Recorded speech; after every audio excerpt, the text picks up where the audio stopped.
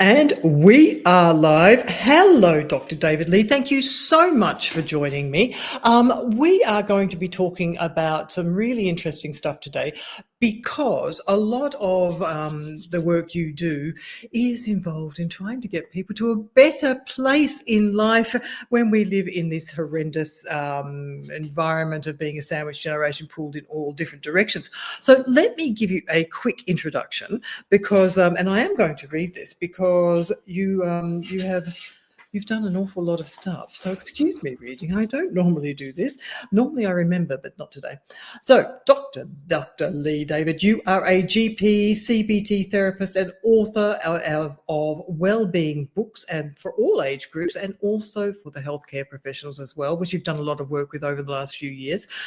You are known for being for your clear advice and being able to distill things in a very digestible manner.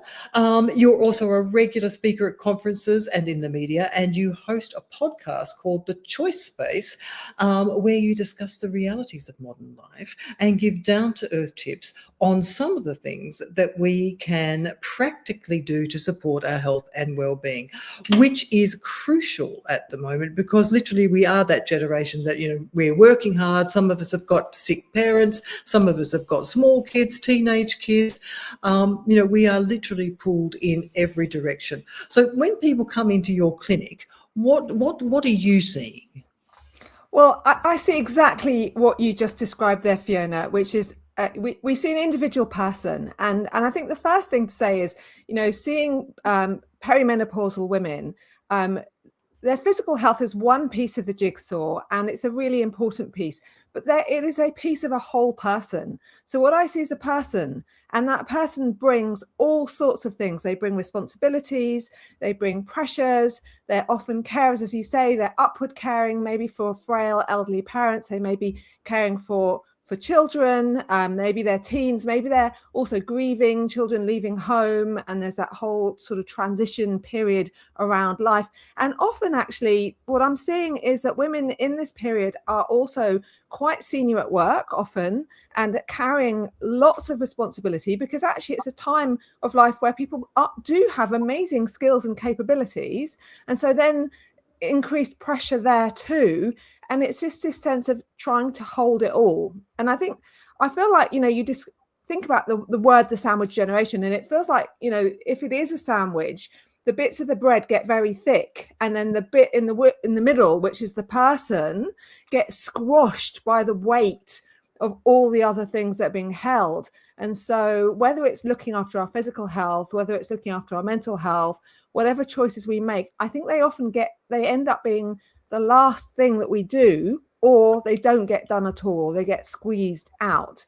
And I think for me, the first thing that I would always do is to step back and say, okay, can we get an overview of you as a person? What are the things that we are juggling? And it might be life pressures. There may well also be symptoms, physical symptoms. There may be emotional symptoms as well. So there might be anxiety. There may be low mood. There may be loss of confidence. There may be sleep problems. And so we need to kind of get this map, if you like, of all of the factors that are involved. And I think it's really key to say, sometimes people get quite worried about the idea of CBT around the menopause and think, does that mean that physical stuff doesn't matter? Or, is it? And actually, I think it's really important to highlight right at the start that it may be that we're not finding time to go and actually have our health checks and have the medical side dealt with effectively. So it's absolutely not replacing medical care. It goes alongside, it goes hand in hand. And I often talk about twin tracks care. Yeah, hang on. Let me just take you back there for a second because you're going at 100 miles an hour on me. So let me just unpick a few of the things that you said there. So coming back to the CBT, if you remember when the last menopause guidelines came out, and there was a lot of stuff in there that was saying you can consider CBT as an alternative or an adjunct. And a lot of people got quite upset because they then kind of thought, well, hang on a second, you're telling me that this is all in my head. What is it that we're not understanding about CBT? Because it's not sitting down on a psychiatrist sort of sofa talking about, past trauma and all these sorts of things. It's a talking therapy. So how does it actually help people? Well, it's a talking therapy. It's also a behaviour therapy, and that behaviour might be I need to go to the doctor and sort out my medical care. So it's not saying that it's and so I think what I would look at is a twin tracks approach. We need to optimise physical health, we need to optimise mental health and well-being, and often the two are very much interdependent. So how we respond to symptoms is as important in their impact on us as the symptoms themselves. And so for some people where maybe mental health symptoms like feeling low or anxious are really directly linked to menopausal symptoms, then it's really important to optimize that care. And that may well involve things like hormone replacement therapy and other treatments. For other people, it may be that there are also factors in how we respond when symptoms come, and how the behaviours that we're doing, or maybe we might be finding it hard to do some of the lifestyle changes that are being recommended that we also know are very effective for menopause. And so we just take this holistic view where we look at what's going on physically and how do we optimize that, and then how do we support people to look at how they're thinking, what are the emotions that are coming up, and what are their behaviors, and are there any traps that they've got caught into that might actually unfortunately end up meaning that we're not responding as helpfully as we might. Yeah, it's interesting actually, isn't it? Because I don't think that people sort of understand just how helpful it can be. I love it. I've done it for anxiety, and I've done it for my sleep, and it's one of those. I think that CBT should be in schools because I think it's an incredible resilience tool. It's one of those. It's really about reframing the way you look at things. But before we get to all of those, let me sort of run.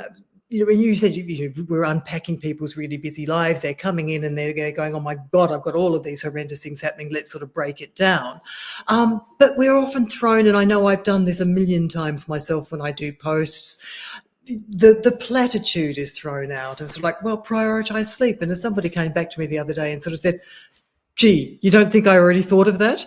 Well, what am I going to do? Same with stress, reduce stress. Well, I mean, can you actually really reduce stress when you're pulled in a million better ways?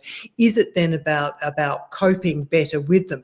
So let's run through some of these, and we'll come to vasomotor symptoms sort of towards the end, and how importantly they sort of cross into a lot of these things.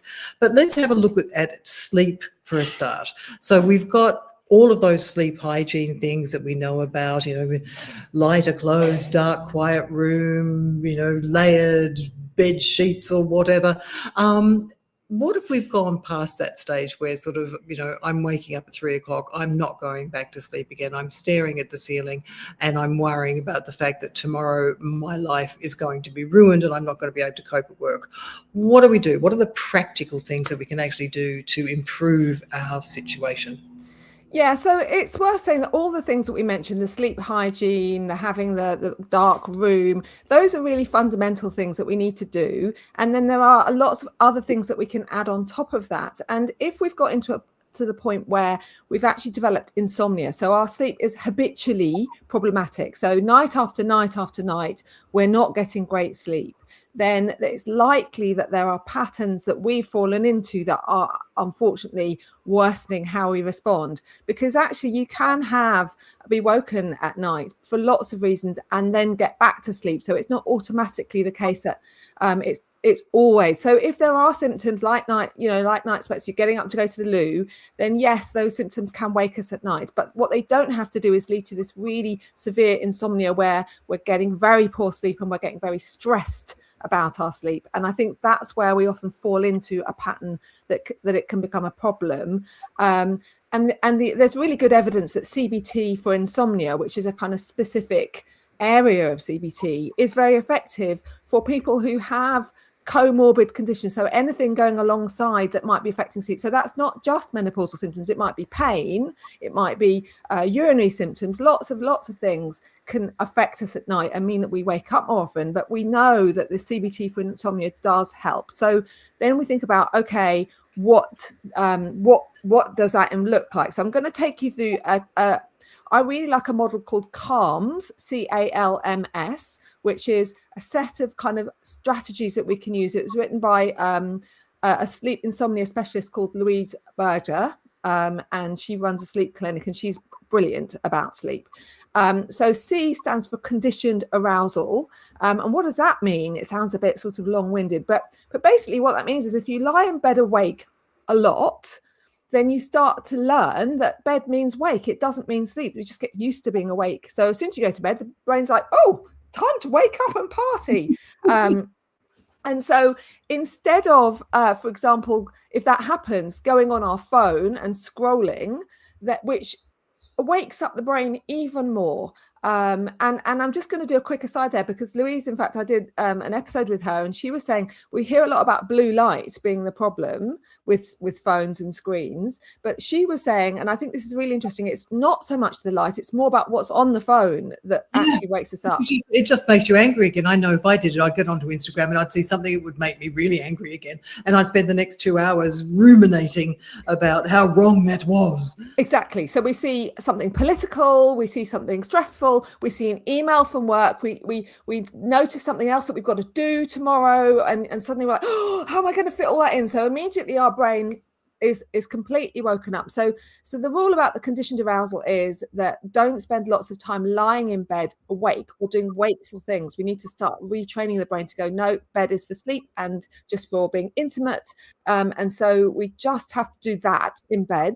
And maybe some sort of wind down activity. So, maybe not looking at the screen, but listening to an audio book or something like that that's kind of calming. And then if you're awake for a long period, the theory is we should get up. So don't lie in bed for ages. Which get is up. not really enticing in a morning. It is not. No. So if you really can't, and I have people who are like, look, I can't do that. Then I would say, well, okay, but don't do your screen. Put on an audiobook and listen to something soothing. And I would often say, my practical advice is listen to something that's interesting enough that you don't get bored or switch off and start worrying, but it's soothing enough that it's not going to really trigger you. And so it's kind of finding something that's just like quite a calm story, and that or music that's interesting enough that keeps you kind of engaged but not. So if you really can't get up, then do something that doesn't involve using your eyes and sort of engaging. But if possible, they would the CBTI people, I'm a bit more flexible, but they like you to get up.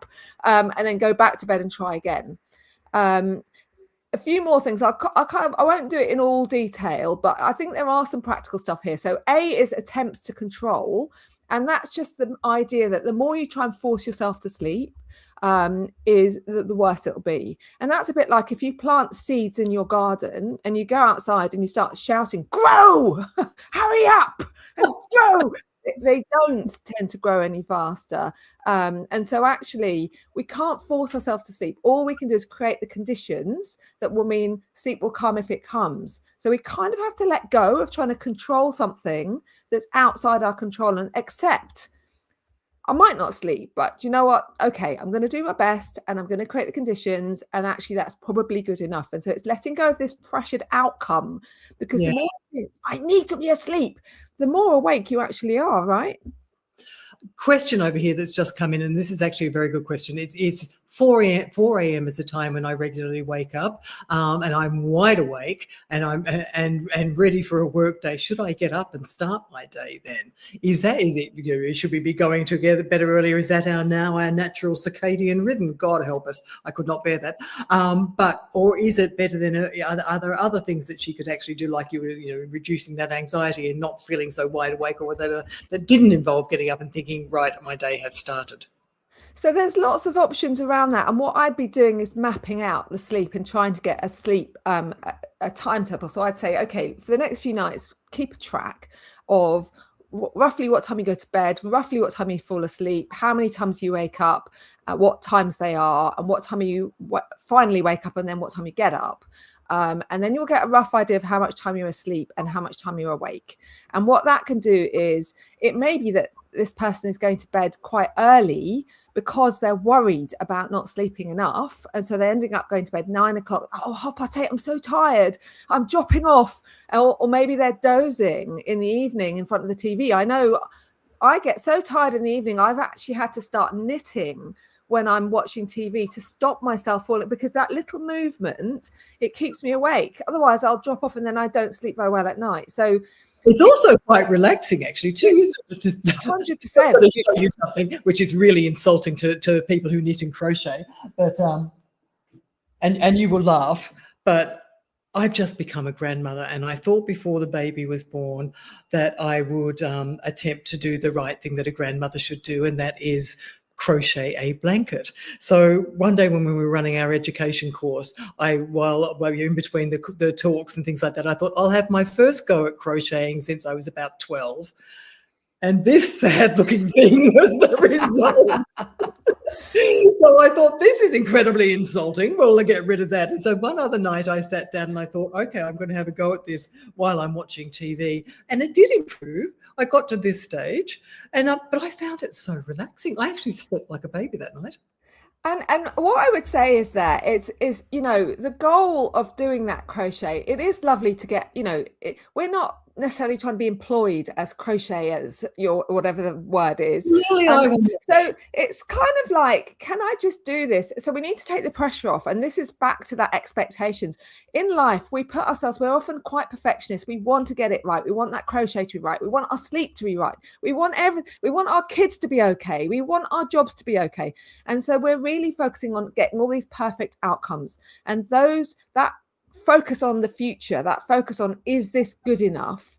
And it doesn't matter if it's sleep, crochet, or my kids' grades. All of those sort of future focused stresses take us into a place of anxiety. They create, the cortisol starts pumping through the system, and we feel very agitated, and it makes it harder to respond, whether it's to when we have a hot flush in the day, or whether it's when we're wakeful at night, or we lose our kind of reflective, thoughtful, wise brain, because we go into threat. So our threat brain wakes up, and immediately it's like fight, flight, freeze. There's a danger here. There's a lion about to come in through the bedroom door and eat me. So why would I go to sleep right now? So we're telling the brain, look, there's danger. So we need to be starting to say to the brain, look, this is safe. And funnily enough, the way to tell our brain that this is safe is to take the pressure off. And that doesn't matter whether it's crochet or whether it's out and about. And this principle is something that I do all the time with people, is that coming back to the here and now. So going back to the person who said, okay, I'm wake at 4 a.m. I'd be wanting to know, are you going to bed too early, and actually you wake up at 4 because really that's the amount of sleep you've had, 7 hours, and actually you are done, in which case you might want to go to bed a bit later so that it's slightly more sort of, and be a bit tireder for a few days. And then move it forward? Or is it that you're waking up and doing stuff and waking yourself up and actually getting worried about it, and then sleeping in later, or having a nap during the day, which is actually making it? And what we're after here is sleep pressure. And sleep pressure is the drive to sleep. And like, we want to grow our sleep pressure. We want to feel like our bodies are like, yes, I need sleep, rather than doing things that take away the sleep pressure. So I think it's about looking at the patterns, looking at what we do when we do wake up, and then trying to create a routine that actually supports the reality, which might be not as much sleep as I'd really like, but do you know what? I can get by. And I think it's trying to guess. L is the loss of sleep confidence. And it's this idea that I'm not doing it well enough. And again, I see this in all aspects. I'm not working well enough. I'm not parenting well enough. I'm not sleeping well enough. And we're feeling under pressure. We're not feeling good enough. And that creates more anxiety. And it, by definition, makes our sleep worse. Yeah. If we don't want to get out of bed, and we've gone through, we've now told ourselves that, listen, when we were younger, we used to manage to party till we were 4 a.m. and still managed to go to work. If we have kids, we know we went through many years of not sleeping, and we managed. So by the time we've calmed ourselves down, then we're getting rid of those sort of negative thoughts that our entire life will fall apart because we haven't had a decent night's sleep. Are there other things that we can do then that will help us get back into a reasonable amount of sleep? So breathing techniques or relaxation techniques or other things like that are practical that we can use and apply? Yeah, so a few things. I would be saying, cut out the clock watching. Typically, I don't think it helps, because if you know it's 4 or 5 or 3, then it makes you think about it. So, if you wake up and it's 4, don't turn the clock around. Don't be thinking about, it's 4, because that just feels stress. So take the clocks away. I would also say switch off your watches or whatever that you're using that monitors your sleep to tell you is it good enough or not, because I just think those we kind of know that we don't need an electronic device, and it's just another set of data to worry about. Anxiety, doesn't it? 100%. And so yes, some, if you've got really high tech and you've got some kind of athlete who's trying to monitor, fine, but for the vast majority of us, we don't need that level of information, and too much information typically creates more anxiety because you get information overload. And again, we're comparing ourselves against, is it good enough, and I think a lot of the threat is this internal sense of I'm not living up to my own expectations. That's what I do a lot of work around, is just being a bit kinder to ourselves and being a little bit more compassionate. And it's amazing how that has an impact for sleep and so many other parts of life if we can just be a little bit more compassionate. Other things that are very practical ideas, I would be saying, try not to nap, or if you do nap, only 20 minutes before midday. So try not to nap in the afternoon. And if you do want to have a nap, keep it early and really short. So less than 20 minutes, or, maybe up to 2 p.m. Doing exercise, and we know that physical movement is great it helps manage menopausal symptoms. It helps manage mental health symptoms. It reduces our anxiety. It lifts our mood. It makes us feel more able to cope. It reduces stress. It helps manage all the pressures of life. There's so many reasons it's good. That leaning into being active during the day is amazing. But we also need to think about the tone that we bring to that, because we can turn that into another to-do list that I'm failing at. And that's what I see time and time again. People saying, well, I know I should be going to the gym and I don't manage it and I feel so bad about myself and I know I'm just to blame. And so there's this kind of layers of blame and shaming that so many women experience because they're struggling to be able to get everything fit, to fit everything in. Exactly. Now, one of the things that we're also thrown at, and we sort of touched on that about the stress and anxiety in there, is reduce stress. Such a big statement for such an incredibly complex thing to do. Are there any practical steps? I mean, to me, it's probably, I don't know how you can reduce stress. Is it more about learning how to cope with stress better? And are there practical steps there that we can take that actually they would help our sleep for a start, but practical things that we can bring in that actually will help us reduce our stress, even if we are time poor?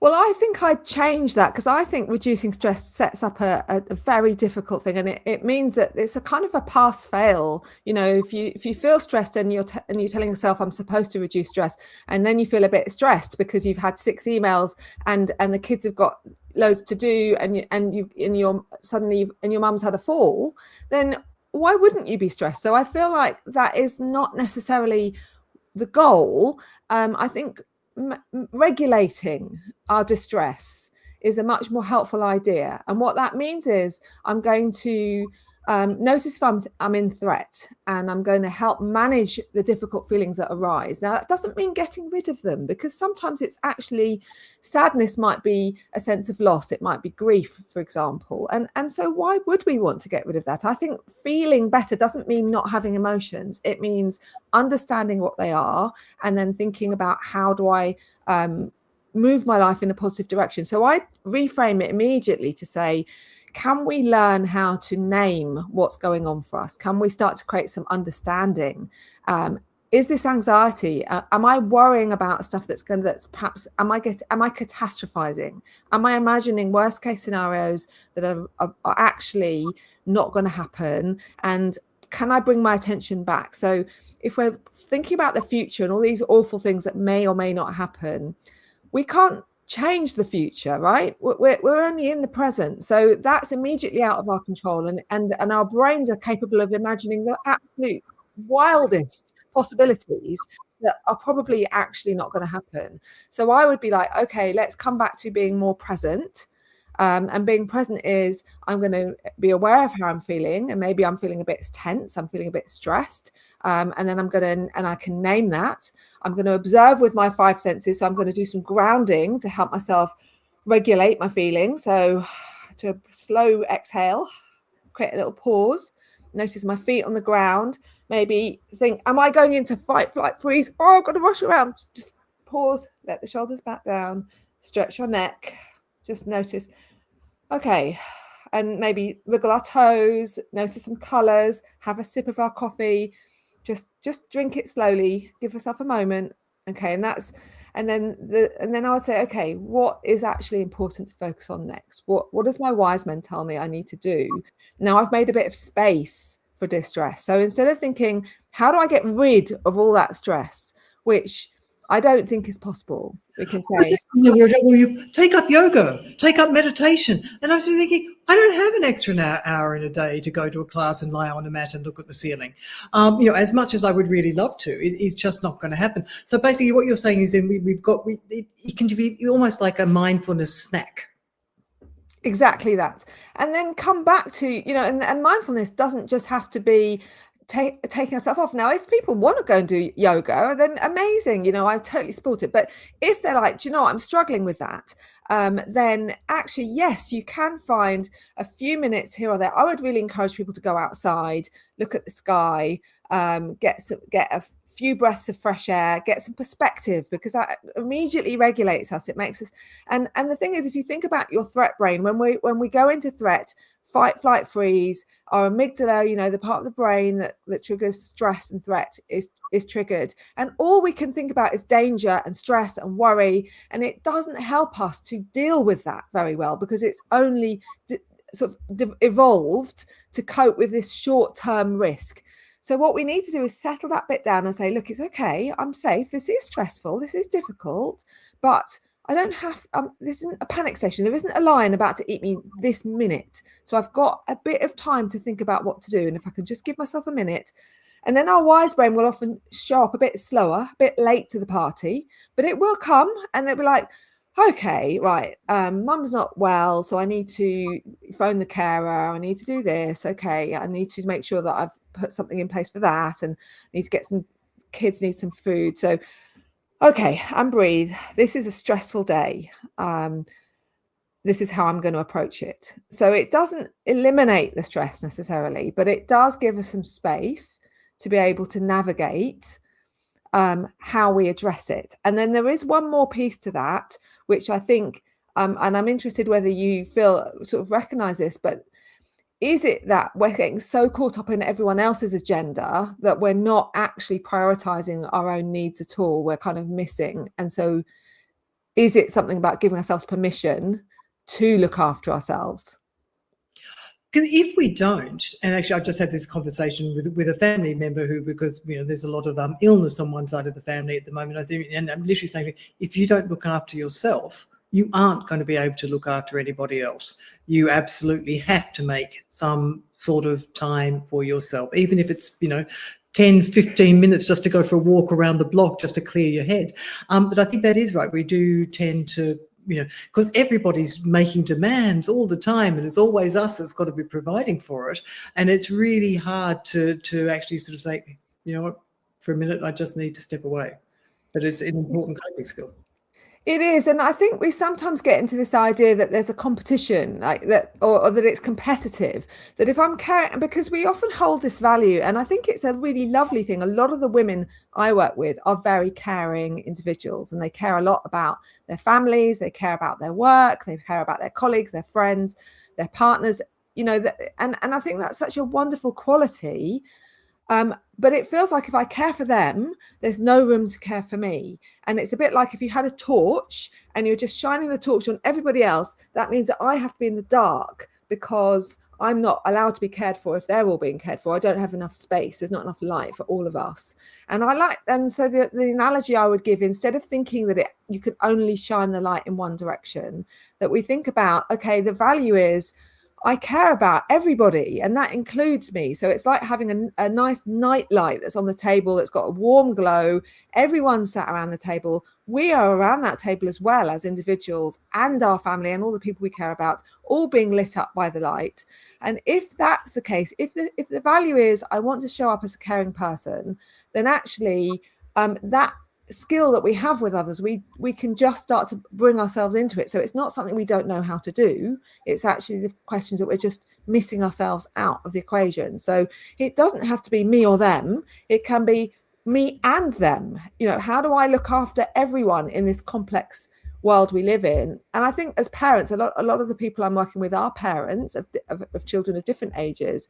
And I think modeling something about self-care is really important, like that oxygen mask on first. We can't just keep giving to others and think that that's what we're supposed to do, because that sort of teaches everybody that that's the right way, that's the role in life. And I feel like we can move beyond that, where it's actually we all matter, all our feelings matter, and self-care matters alongside that. Yeah, it's a difficult one, isn't it?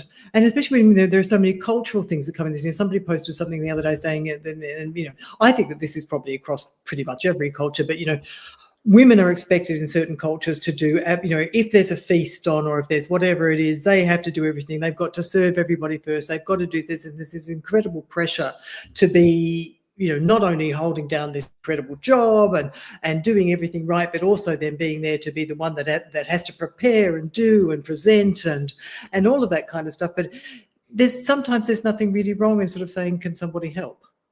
Exactly that. And actually, often people are quite willing to help when we ask for it. I think often we have a role that we start to identify with, but I need to be the one that always copes. And if I'm not, then I'm somehow failing. And it's back to this idea of being a sort of perfectionist about our expectations, just having very unreasonable expectations of how much we're supposed to do. And that can lead to, I think, one of the commonest triggers that I see for stress. So we're talking about, if we go back to the idea of how do I reduce stress, I think it's about cognitive load. And that is, how many things am I trying to do at the same time in a very small amount of space? And if we're scheduling in so many different things all at once, and there's just not really enough time to do any of them completely, and there's no space in between any of those things, then we are going to feel stressed. I think it's almost impossible if that is our schedule. Now, that doesn't mean we're not going to be busy, but I think sometimes it's about thinking, when am I allowed to say, giving myself permission to choose? I don't have to say yes to everything. So people say, oh, could you just help out with this extra project at work? Or could you help run the PTA, this year? Could you just do that? And of course, because we're caring people, we want to say yes. But I think it's worth remembering there's an opportunity cost, that every time we say yes to something, we're saying no to so many other things. Might be saying no to time with our family. We might be saying no to time to wind down. We might be saying no to doing something that physically lifts us and helps us manage our menopausal symptoms. And so, you can't, or at least put a sort of caveat on it that says, all right, well, I can do this, but under these terms and conditions. Yes, exactly. So I think what often helps, because I've been reading a book called Deny by an author called Sunita Shah, who talks about how hard it is to say no. And she talks about the idea of values rather than it being about just saying no. It's about thinking what matters. And that really aligns with how I would approach therapy, because I think we need to come back to basics and think, what are the most important things in my life? What really matters? And actually, I need to prioritize my time. As a doctor, we do something called triage. If you have a load of people who've been in an accident, then you find the people who are most severely injured and you deal with them, prioritize them. And then people, everyone else, you kind of go in turn through severity. And we kind of need to approach that to all of the stuff, because sometimes you get someone who might only have a broken fingernail, but they might make a lot of noise about that. And so actually, it's trying to recognize that some of the things in our lives that are quite noisy and pressurized may not be the most important things for us as individuals, and giving ourselves permission to pause and think, what really matters here? And actually, if I've got limited time, which I do, I can only have one of me, and I've only got 24 hours in the day. And if that's true, rather than telling myself off, because what often happens is people become critical of themselves when they can't split themselves into 10,000 pieces.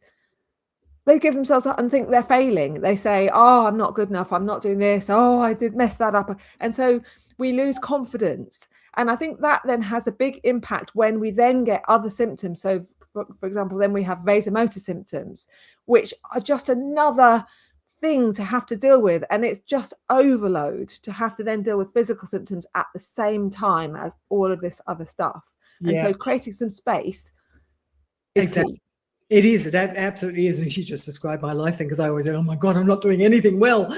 All these things like juggling 15 million balls. But I have actually learned now to actually say, yes, I can, because I'm such a fence sitter. I can never say no to anybody. So what I now will actually say to them is, I can't do it now, but I will be able to do it once I've got these other things out of the way, if that's all right with you. So at least that I'm sort of putting them into a time frame where I probably possibly can do them, which is not good. But vasomotor symptoms. Now, this runs underneath sleep. It runs underneath mood. It runs underneath anxiety. It runs underneath a whole bunch of things.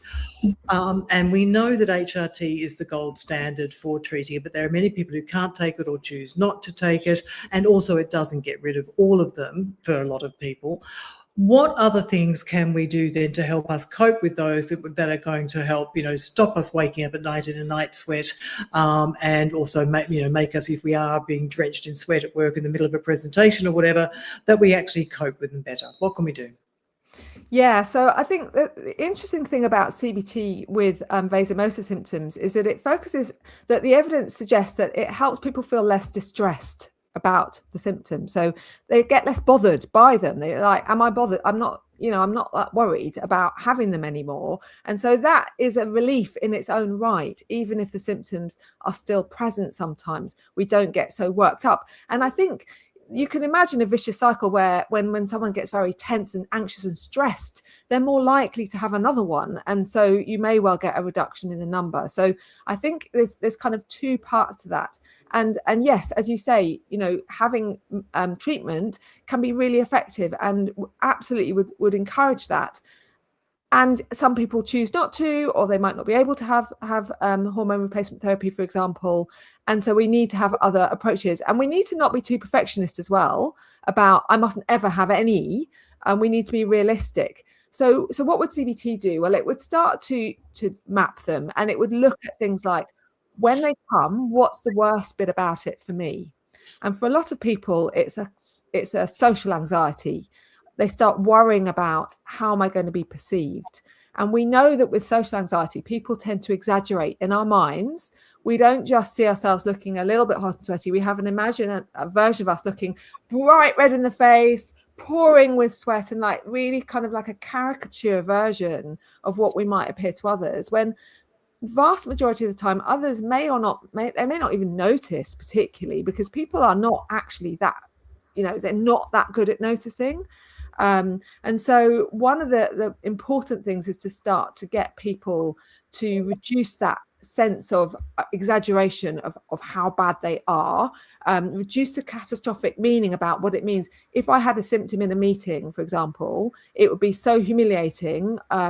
Everyone would think less of me. They would think they would think I'm not capable of doing my job, that I can't lead the team.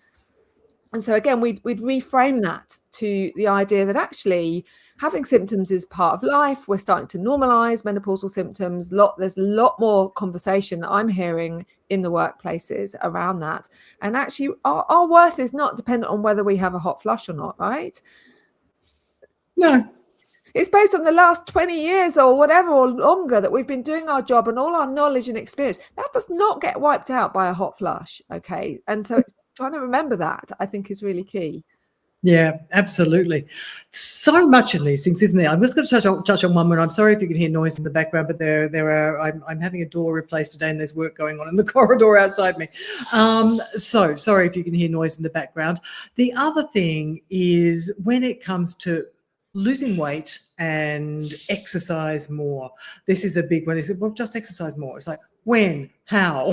So when people come in, because we are a growing population, not just in terms of the number of us, but in the size of us at the moment. When people come to you and say, well, I am worried about my weight, but I don't have time to do anything, what can people do to help themselves in that area? Yes. So, and I'm going to come back to that. I just want to say one more thing about the sweats, if that's okay, which is to build confidence. Because we often end up, when we're very socially anxious about the impact of sweats, we end up quite isolated. So we don't take up the challenges. We don't do the speech. We sit back and say, oh, I'll let somebody else do this. I'm going to sit out of this meeting. I'm not going to go to this. I'm not going to go and meet my friends in case I have a hot flush. And then we miss out socially.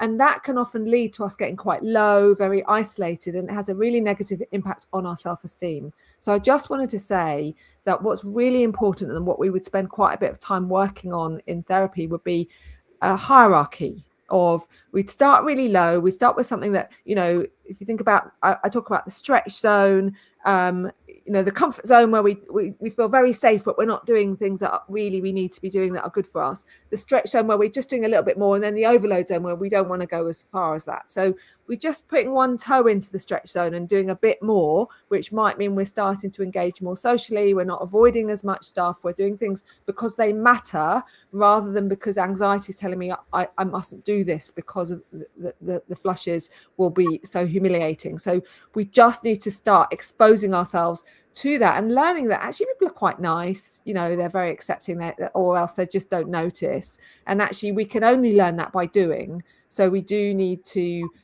start doing a bit more.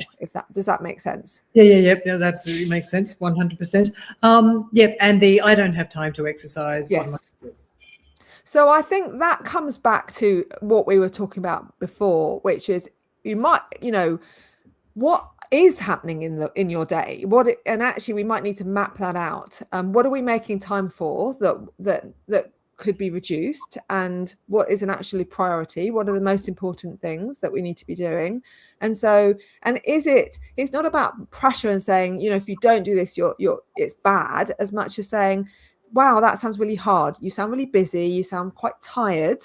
And I'm wondering if maybe exercise might actually lift your energy. It might actually be a positive thing that we could start to build in. And what would be the first step? So it's reducing the pressure, taking off maybe people are imagining themselves at the gym, hot and sweaty, having a flush, and feeling embarrassed, surrounded by lots of other people looking all beautiful and perfect.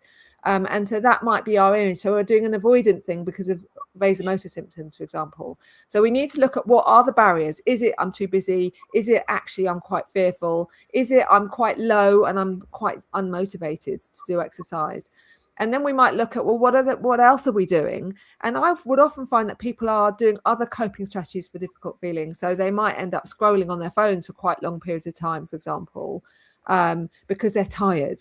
And so they get stuck, sit down, stressed. Oh, I'm just going to go on my phone and it will just, take me out for. And I think that has quite a negative impact, that we feel worse after doing that. Whereas if we do exercise, we typically feel better.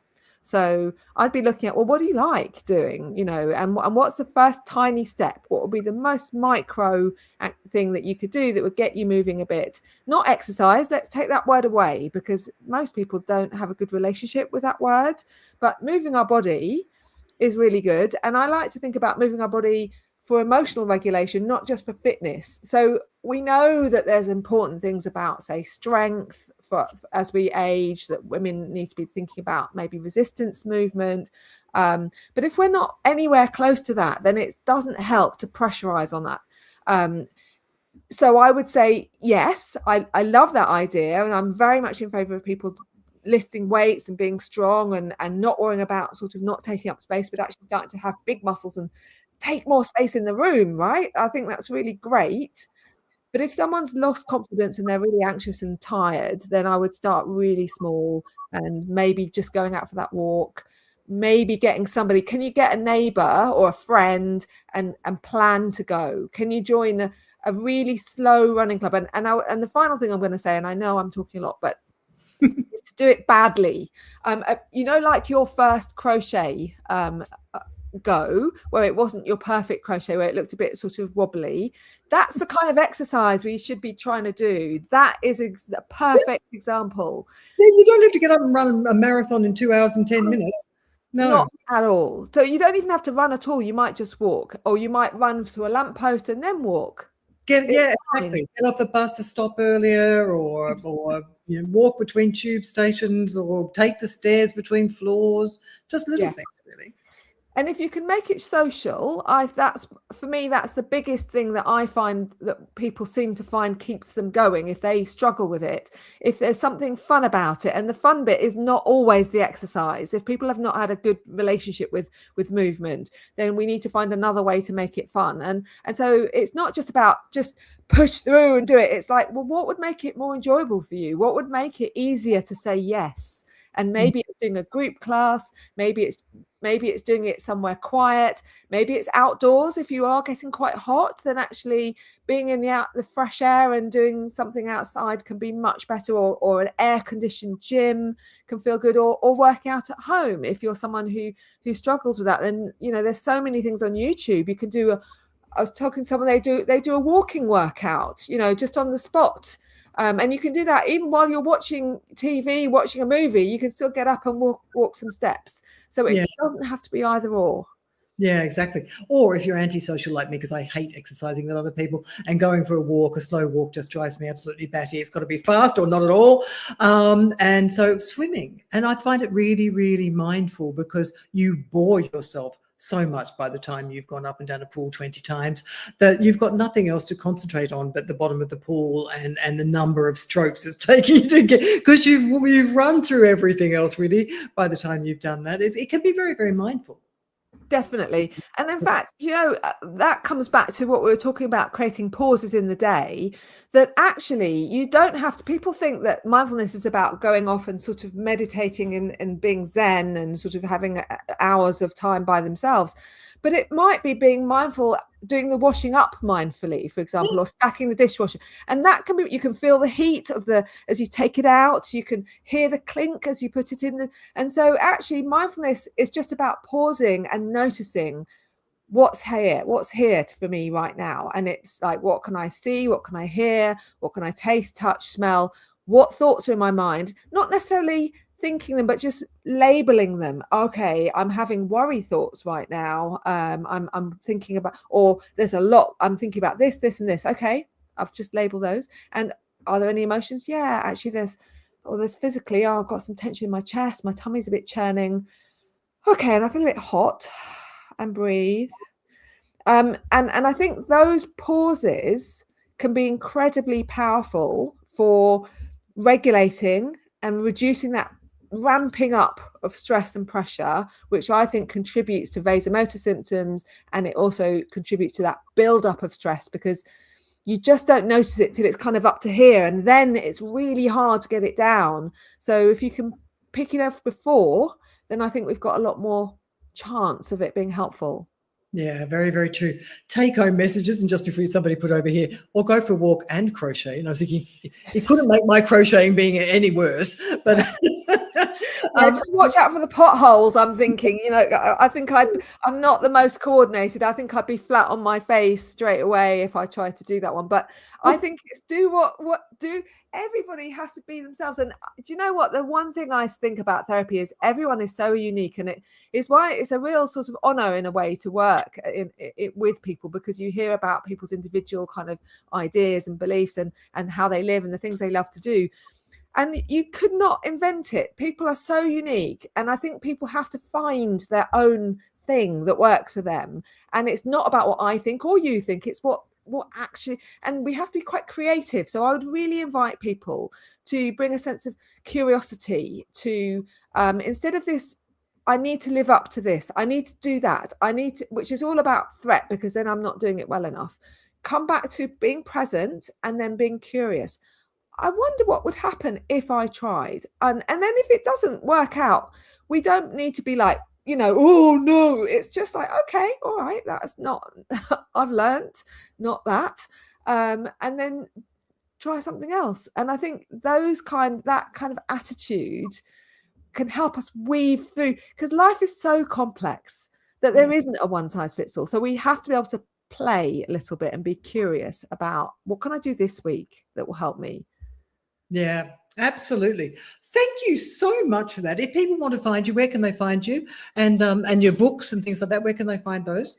Yeah, so I'm on Instagram at dr.lee.david. And my website is www.thechoicespace.co.uk, and the Choice Space podcast as well is the podcast, and that's on all the major platforms. And there's books, just pop Dr. Lee David CBT into Amazon or any bookstore, and they should come up as well. So if people do have teens, for example, we've got some bite-sized books that try and bring these principles alive for our teenagers. And I think a number of the women I work with do have teens who've got anxiety or low mood, and body image. We have a book on body image, which I think is a massive topic for our current young people.